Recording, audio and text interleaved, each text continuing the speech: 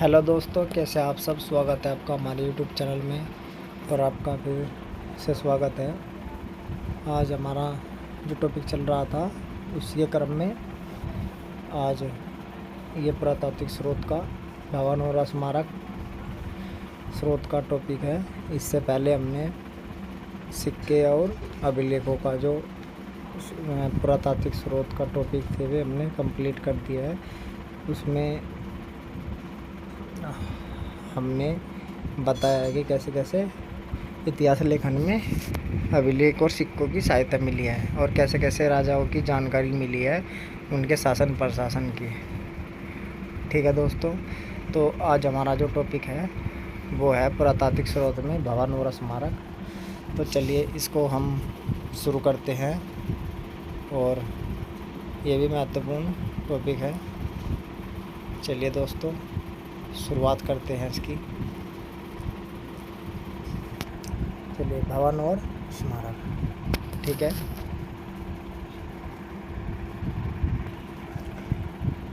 भवन और स्मारक और भवनों से जनता की आध्यात्मिकता। ठीक है, मतलब कि स्मारक और भवनों से क्या पता लगता है? जनता की आध्यात्मिकता। ठीक है, तथा धर्मनिष्ठा का ज्ञान होता है। ठीक है, एक बात ये नोट करने की है कि लोगों की धर्मनिष्ठता और जो आध्यात्मिकता है उसका पता चलता है।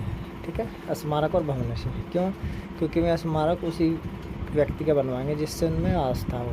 ठीक है, उन्हीं देवी देवताओं के बनवाएंगे जिसमें उनकी आध्यात्मिकता हो। ठीक है, या जिस धर्म में उनकी निष्ठा होगी उसी धर्म से संबंधित में स्मारक और भवन का निर्माण करवाएंगे।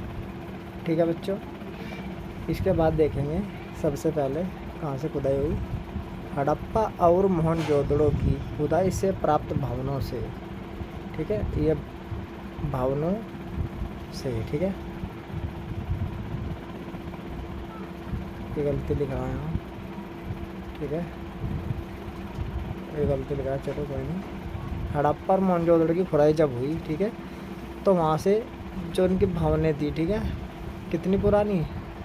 5500 वर्ष पुरानी। ठीक है, सिंधु सभ्यता का पता चलता है। ठीक है, आपको पता ही है दयाराम साहनी ने जब 1921 में खुदाई करवाई तो तब हड़प्पा और मोहनजोदड़ो का पता लगा। क्योंकि सबसे पहले हड़प्पा का पता लगा, इसलिए सिंधु घाटी सभ्यता को हड़प्पा सभ्यता कहते हैं। ठीक है बच्चों, इसके बाद देखेंगे नवीन शोध के अनुसार, मतलब अभी जो शोध हुआ है नवीन शोध, ठीक है, के अनुसार सिंधु घाटी सभ्यता लगभग 8000 साल पुरानी है। ठीक है, कितनी? 8000 साल पुरानी है। चलिए, अंतरजी खेड़ा। ठीक है, ये उत्तर प्रदेश में ही है, ये भी इम्पोर्टेंट है। अंतरजी खेड़ा, अंतरजी खेड़े की खुदाई से पता चलता है कि देश में लोहे का प्रयोग ईसा पूर्व 1000 के लगभग प्रारंभ हो गया था। ठीक है, मतलब कि अंतरजी जो खेड़ा है ये इलाहाबाद के पास है और इसकी जब खुदाई हुई, कब हुई? जब वैदिक काल चल रहा था और वैदिक काल और उसके बाद उत्तर काल, क्योंकि वैदिक काल 2 भागों में बटा हुआ है। ठीक है, वैदिक सभ्यता 2 भागों में बटी है, तो एक वैदिक काल और दूसरा उत्तर वैदिक काल। ठीक है, तो जब 1500 से लेकर 600 ईस्वी के बीच में ईसा पूर्व 1500 ईसा पूर्व से 600 ईसा पूर्व तक क्या चला? वैदिक सभ्यता। ठीक है, 1500 से 1000 तक क्या चला? वैदिक सभ्यता, मतलब वैदिक काल। ठीक है, उसके बाद फिर लोहे की खोज हुई 1000 ईसा पूर्व में, उसके बाद से उत्तर वैदिक काल माना जाता है। ठीक है, और उसी में ही स्त्रियों की दशा भी खराब हो गई, मतलब कि जो वैदिक सभ्यता थी वो उसमें त्रुटियाँ आनी प्रारंभ हो गई। ठीक है, तो अब अंतरजी खेड़ा की खुदाई हुई तो उससे लोहे का पता चला। कब? 1000 ईसा पूर्व में। ठीक है, लोहे का प्रयोग भी इसी से पता चलता है। ठीक है बच्चों, इसके बाद देखेंगे प्राचीन काल में, ठीक है, भारत में भारी संख्या में मंदिरों का निर्माण हुआ। ठीक है, मतलब प्राचीन काल में बहुत सारे मंदिर बनवाए गए। ठीक है, और जिनके अवशेष विग्रह रूप में देश में हैं या मिले थे। ठीक है, मतलब बहुत ही ज़्यादा प्राचीन काल में मंदिर बनवाए और उनके अवशेष भी मिले भरपूर मात्रा में। ठीक है, यह बहुत ही महत्वपूर्ण बात है। ठीक है, क्योंकि इनसे ही इतिहास को जानने में बहुत ज़्यादा मदद मिलती है।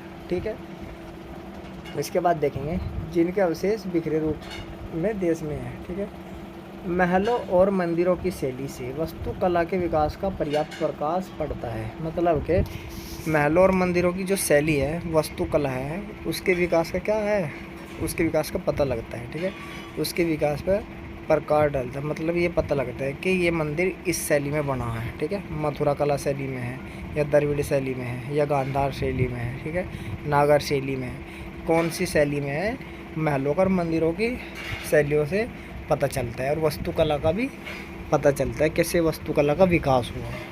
ठीक है बच्चों, तो इसमें मदद मिलती है इतिहास को समझने में और जानने में। ठीक है, इसके बाद देखेंगे विभिन्न स्थानों से प्राप्त मंदिर, जैसे देवगढ़ का 10 अवतार मंदिर, ये झांसी उत्तर प्रदेश में। ठीक है, देवगढ़ का 10 अवतार मंदिर। ठीक है, अच्छा, भीतरगांव का मंदिर, ये कानपुर में है, दोनों ये उत्तर प्रदेश में है। ठीक है, भीतरगांव का मंदिर। अजंता की गुफाओं के चित्र, सुल्तानगंज से प्राप्त मूर्ति, बुद्ध की ताम्र मूर्ति आदि से हिंदू कला व सभ्यता के पर्याप्त विकसित होने का प्रमाण मिलते हैं। ठीक है, मतलब जो अजंता की गुफाएं थी, वहाँ के चित्र ये कहाँ से मिले, सुल्तानगंज से प्राप्त हुई। और मूर्ति बुद्ध की ताम्र मूर्ति आदि से, बुद्ध की मूर्ति कैसी थी, ताम्र मूर्ति, मतलब तांबे की मूर्ति। ठीक है, इससे क्या है, हिंदू कला और सभ्यता के पर्याप्त विकसित होने के प्रमाण मिलते हैं। मतलब कि कैसे कैसे विकसित हुई, इसका प्रमाण सबूत मिलता है। क्यों, क्योंकि बुद्ध की मूर्ति किस चीज़ की बनी, ताम्र। ठीक है, तांबे की मूर्ति बनी। ठीक है, और अजंता की जो गुफाएं उस पर चित्र बने हुए थे सुल्तानगंज से। ठीक है, सुल्तानगंज से प्राप्त किसकी मूर्ति हुई, महात्मा बुद्ध की। ठीक है, जो बौद्ध धर्म के संस्थापक थे, प्रवर्तक थे। ठीक है, चलिए आगे देखते हैं। उत्तर भारत के मंदिर, नगर, ये गलती होगा, नागर शैली, गलत टाइप हो रहा है। उत्तर भारत के मंदिर नागर शैली। ठीक है, और मध्य भारत के मंदिर बेसर शैली। ठीक है, मध्य भारत के बेसर शैली, तथा दक्षिणी भारत के मंदिर द्रविड़ शैली में निर्मित है। ठीक है, मतलब उत्तर भारत के किस शैली में मंदिर बनते हैं, नागर शैली में। जैसे राम का मंदिर भी बना अयोध्या में, वो कौन सा है, नागर शैली में। ठीक है, अच्छा, और जो मध्य भारत के हैं वो किस शैली में बने हैं, वो बेसर शैली में। और दक्षिण भारत के द्रविड़ शैली में।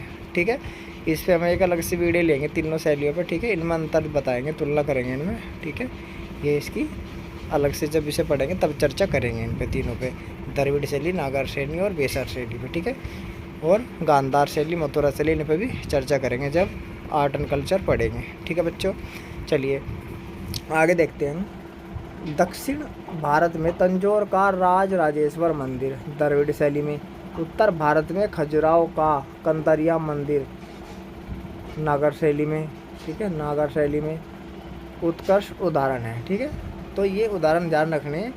दक्षिण में कौन सा है, राज राजेश्वर मंदिर द्रविड़ शैली में। ठीक है, और उत्तर भारत में खजुराहो का कंदारिया महादेव मंदिर नागर शैली में। ये उदाहरण है इसके। ठीक है बच्चों, आगे देखते हैं भारत के अतिरिक्त। ठीक है, अब भारत के अतिरिक्त दूसरे देशों में भी है। ठीक है, चलिए देखते हैं कौन कौन से देश में है, क्या कौन कौन से मंदिर है। चलिए, भारत के अतिरिक्त दक्षिण पूर्व एशिया के अनेक द्वीपों, ठीक है, ये द्वीपों है, द्वीपों को हिंदू संस्कृति से संबंधित स्मारक मिलते हैं। ठीक है, अनेक द्वीपों को, ठीक है, हिंदू संस्कृति से संबंधित स्मारक मिलते हैं। ठीक है, मतलब दक्षिण पूर्व एशिया के अनेक,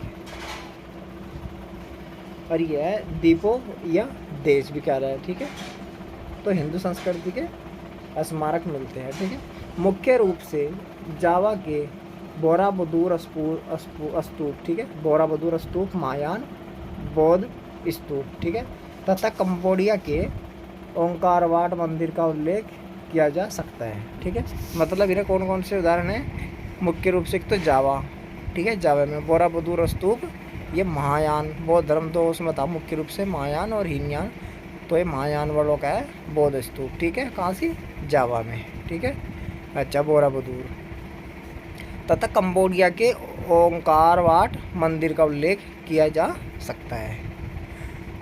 ठीक है दोस्तों, मेरे प्यारे बच्चों, ये छोटा सा टॉपिक था। अब हमें ये समझ गए होंगे कि स्मारक और भवन कितने महत्वपूर्ण हैं, ठीक है, इतिहास लेखन में।